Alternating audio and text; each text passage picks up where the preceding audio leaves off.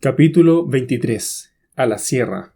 A principios de abril, la compañía que comandaba don Narciso Sepúlveda, que tenía como teniente a mi hermano y estaba destacada en la parte más avanzada de la división, en un pueblecito denominado Ñahuempuquío, como a 5 leguas de Huancayo, fue atacada por un gran número de montoneros, alcanzando afortunadamente a mandar aviso para que se les fuera a proteger. En el combate, que duró como 4 horas, hubo 3 soldados muertos y varios heridos. La oportuna llegada de carabineros al mando del teniente don Miguel Ángel Reyes, que no dejó rincón de la sierra donde no estuvo correteando montoneros, los puso en fuga. El 19 de ese mismo mes hubo otro combate en Chupaca, donde murieron 2 soldados y varios fueron heridos, y el 3 de junio otro en Vilca, donde murió 1.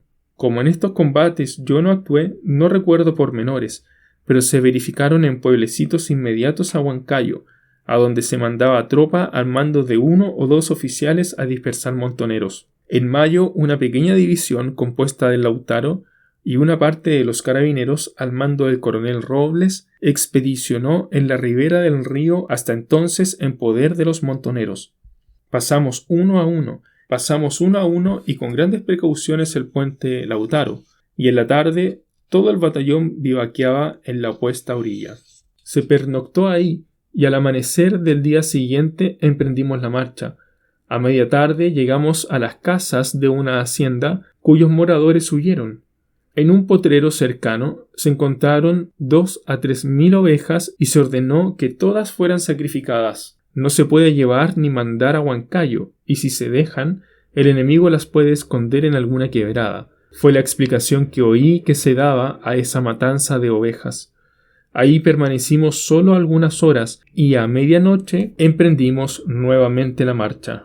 Entre las 2 y las 3 de la tarde comenzó a caer una fina plumilla que poco a poco se convirtió en copiosa nevada que cubrió todo lo que divisaba, alcanzando un grosor como de 20 centímetros en poco más de una hora. La marcha cansaba mucho a la tropa, pues se hundía en la nieve, y aunque casi todos los oficiales íbamos a caballo, también estábamos fatigados. Habíamos andado como 24 horas sin tomar ningún alimento caliente, y el frío era muy intenso. Como a las 5 escampó un poco e hicimos salto en medio de la nieve a fin de ordenar las filas.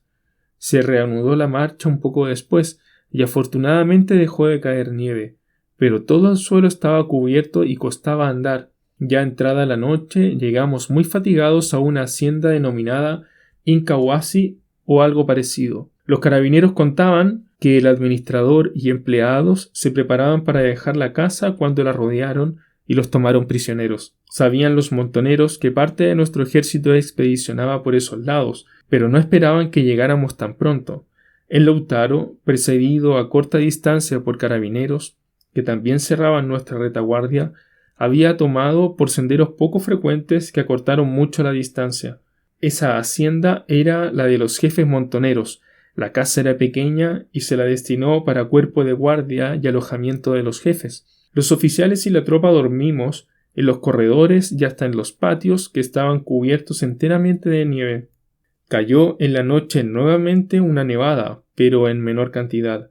Al día siguiente, muy de mañana, salieron los carabineros a recorrer los alrededores, distribuidos en varias pequeñas partidas, y todas al llegar decían que no habían encontrado ganado de ninguna especie, y que el objeto de la expedición era precisamente quitarle los animales que tuvieran y batirlos, si no rehuían del combate, como casi siempre lo hacían. Después del rancho de la mañana, se ordenó a los soldados de Lautaro que excursionaran por los alrededores, a fin de dar con el paradero de los animales, pero sin retirarse mucho, en grupos y muy vigilantes. A media tarde llegaron 2 o 3 soldados diciendo que habían encontrado, escondido en un intrincado vallecito rodeado de serranías, una gran cantidad de ganado vacuno, caballar y ovejuno. Toda esa tarde, parte de la noche y todo el día siguiente se empleó en sacar al ganado del escondite y encerrarlo en los potreros cerca de la casa. El ganado requisado ascendió a 800 o más vacunos,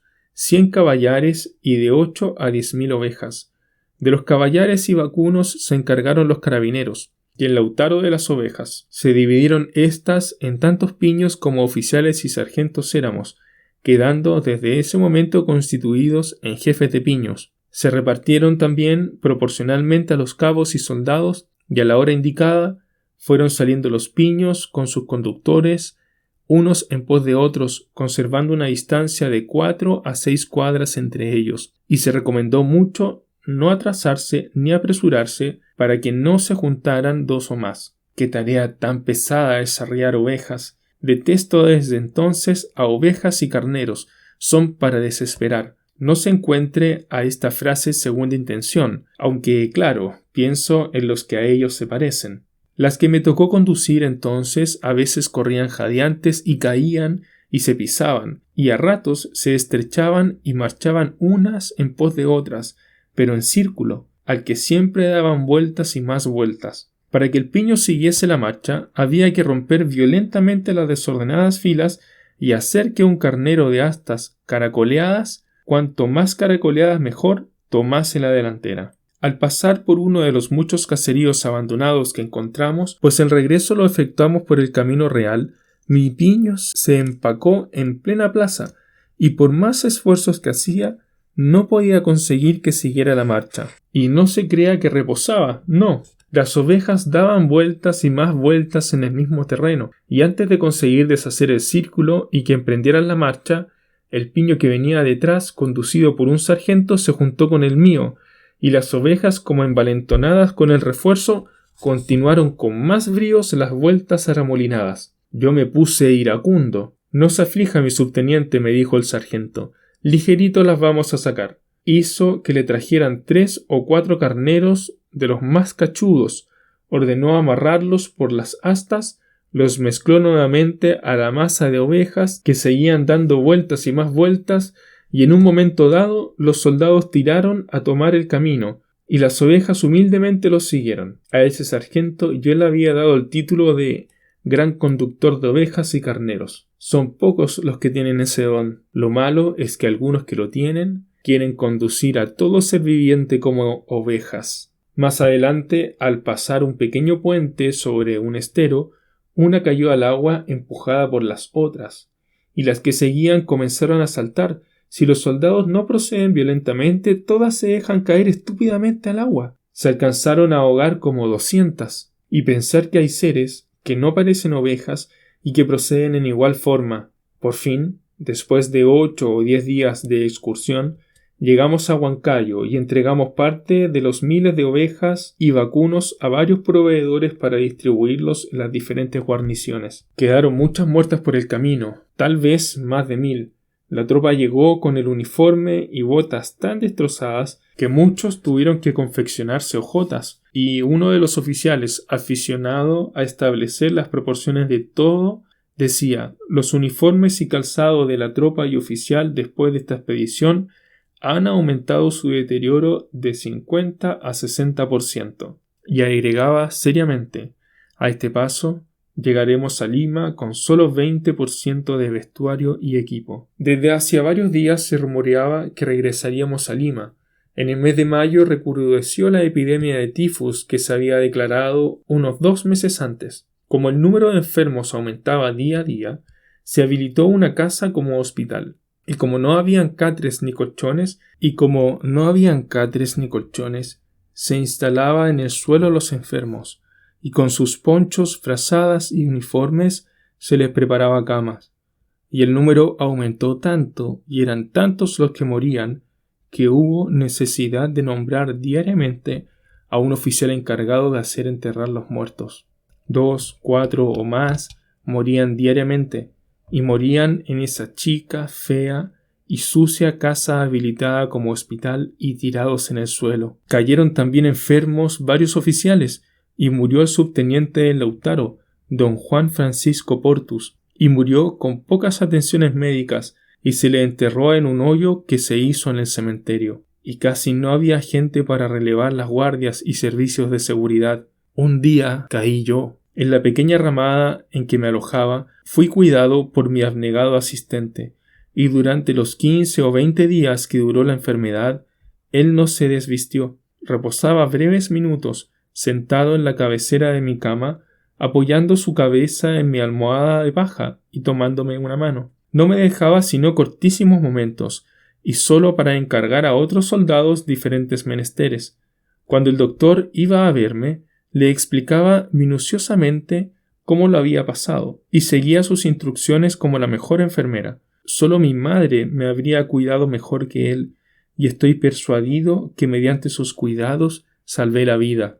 No obstante, no declinó la epidemia de tifus, y que al revés recrudecía. Los jefes procuraban levantar el espíritu de la tropa, fomentando todas las diversiones que se les ocurría a los oficiales y tropa. Los domingos había carreras de caballo, ordinariamente entre oficiales, pues todos teníamos por lo menos uno, que nos habíamos apropiado en las diversas correrías persiguiendo montoneros, y a ellas concurría tropa de toda la división.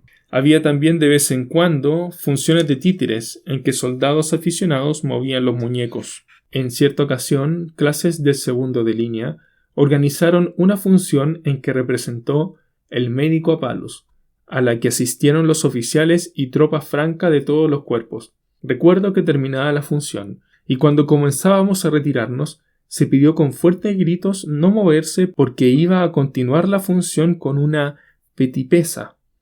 Se presentó en escena un anciano de largas patillas blancas y una niña que comenzó diciendo: «Bello país, si es flor de un día, flor de un día», dijeron varios a gritos y comenzaron a retirarse. «¡Silencio!», gritaron otros, y la niña continuó: «Debe ser el de América, papá, pues te habís de fregar porque no te he de llevar», respondió el viejo y cayó el telón. La general carcajada con que fue recibida la petipesa demostró a los actores que habían conseguido éxito.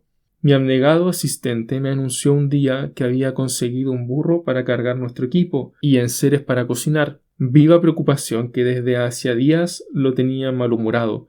La adquisición del burro lo tranquilizó. «Cuídelo, don Juan», le dije. «No se lo vayan a robar». «Pierda cuidado, mi subteniente», me replicó. «Lo tengo bien contramarcado. Y su pesebrera está al ladito». Y orgulloso con el burro me llevó a verlo a la pesebrera donde lo tenían con mi caballo. Y alegremente agregó: «Ahora sí que estamos listos para la marcha, mi subteniente. Su caballo está gordito y puede resistir muchas hambres, y con el burro cargado con el equipo y provisiones que llevaré tirando, pudimos llegar hasta Santiago». Y reía satisfecho. «¿Por qué tiene una oreja rasgada?», le pregunté. «Es la marca que le he hecho», me contestó. «Si andan robando burros». Al día siguiente no me sirvió desayuno ni almuerzo, encargó a otro asistente que lo hiciera, y faltó a la lista de la tarde. A la hora de cenar lo encontré muy preocupado y le pregunté la causa. «Un soldado del Chacabuco», me dijo, «me ha robado el burro». Y me contó que en la noche había desaparecido, que buscándolo lo había reconocido en el campamento del Chacabuco, que el soldado que lo tenía lo había contramarcado cortándole la oreja que él solo había rasgado, y que no quería entregarlo, pero he de encontrar otro para el equipo y las provisiones, agregó con resolución. Amaneció al día siguiente enfermo. Lo hice ingresar al feo y sucio hospital, donde quedó tirado en el suelo, como todos los demás. Por la tarde fui a verlo y deliraba. «El burro de mi subteniente Benavides», decía. «Me lo robaste anoche, le habéis cortado la oreja, entrégalo al airón». Y como llevado de otra idea, y haciendo demostración de defender algo que tenía debajo de las prendas de la ropa, que arrolladas formaban una especie de almohada, gritaba: «Si es de mi subteniente Benavides, no me lo habéis robado». Se refería a un libro que le había encargado que me guardara con especial cuidado y había puesto bajo la almohada. Mi fiel y abnegado asistente murió 2 días después.